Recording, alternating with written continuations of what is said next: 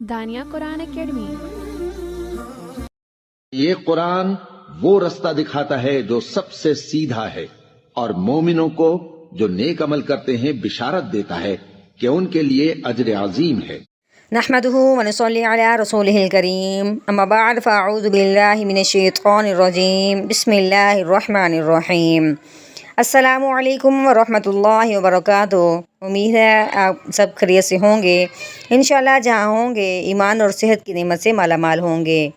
ہاں جی، تو آغاز کرتے ہیں ہم اپنے آج کے سبق کا دعاؤں کے ساتھ۔ تو چلیے شروع کرتے ہیں۔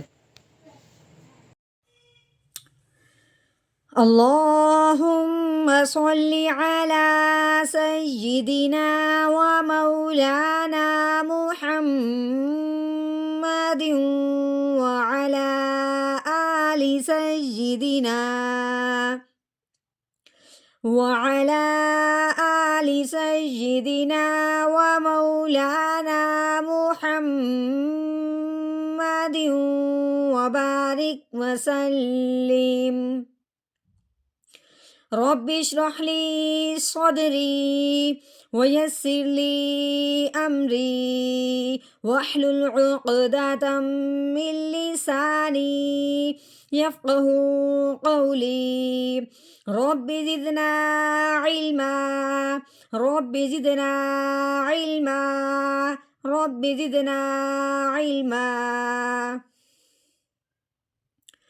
اعوذ باللہ من الشیطان الرجیم بسم اللہ الرحمن الرحیم۔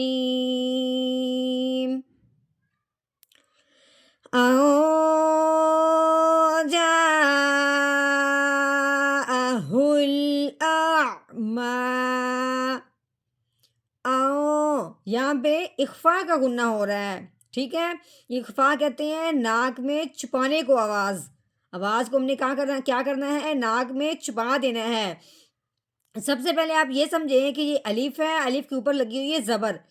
الف کے اوپر زبر زیر پیش آ جائے اس الف کو الف نہیں پڑھتے، اس الف کو حمزہ پڑھتے ہیں، ٹھیک ہے۔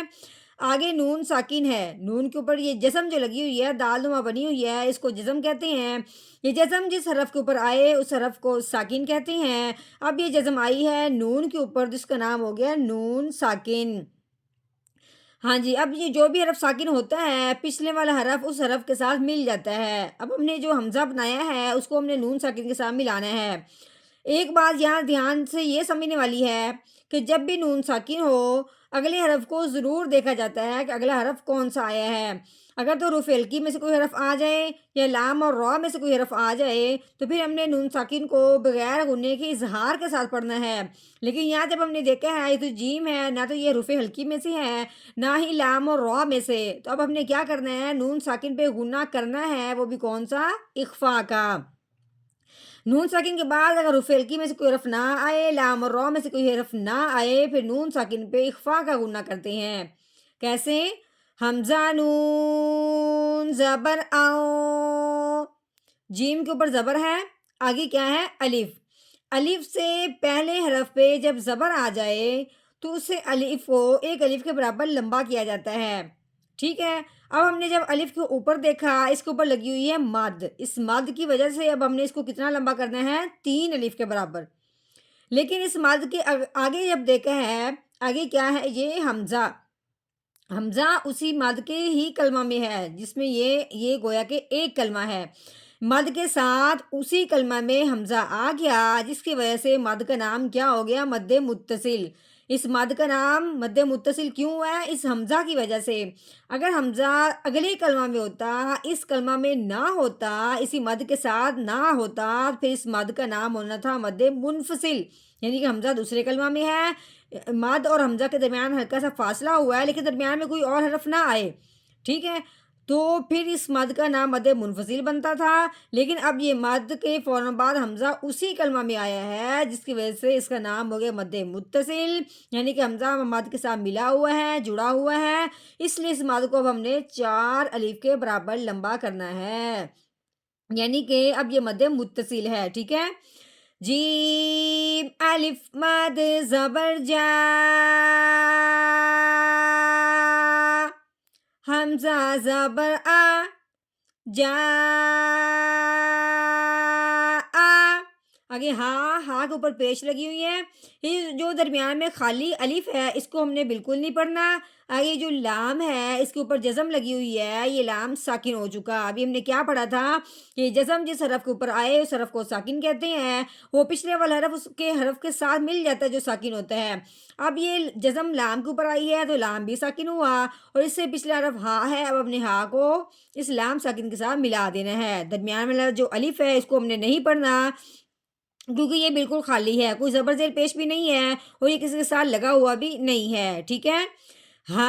لام پیش ہل، جا ہل. ٹھیک ہو گیا.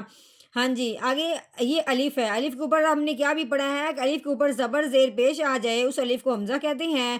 اب یہ الف کے اوپر زبر زیر پیش زبر آنے کی وجہ سے الف کو ہم نے حمزہ بنایا. اب آگے عین، عین کے اوپر جزم آنے کی وجہ سے عین ساکن ہو گیا. اب ہم نے حمزہ کو عین ساکن کے ساتھ ملانا ہے. پہلے حمزہ کی آواز نکلے گی، اس کے بعد عین کی، بالکل اکٹھا نہیں کرنا. حمزہ عین زبر آ، دونوں کو عین نہیں بنانا، دونوں کو حمزہ نہیں بنانا. پہلے حمزہ پھر عین. میم کے اوپر کھڑی زبر ہے، کھڑی زبر ہو، کھڑی زیر ہو، الٹا پیش ہو، اس حرف کو ایک الف کے برابر لمبا کیا جاتا ہے. میم کھڑی زبر ما، ما. آگے وقف. اب وقف کی وجہ سے اب ہم نے میم کو کوئی تبدیلی میں نہیں لے کے آنا، میم ویسے کا ویسا رہے گا. کھڑی زبر ہو تو وہ ویسے کا ویسا ہی رہا جاتا ہے. ٹھیک ہے. اب ہم نے کیا کہنا ہے، یہ جو خالی یا ہے اس کو اب ہم نے نہیں پڑھنا. ٹھیک ہے. یہ خالی یا اس کو ویسے کا ویسے رہنے دیں گے. یہ خالی یا جو ہے یہ کھڑی زبر کی وجہ سے آئی ہے. ٹھیک ہے. آگے وقف. اعما، اعما.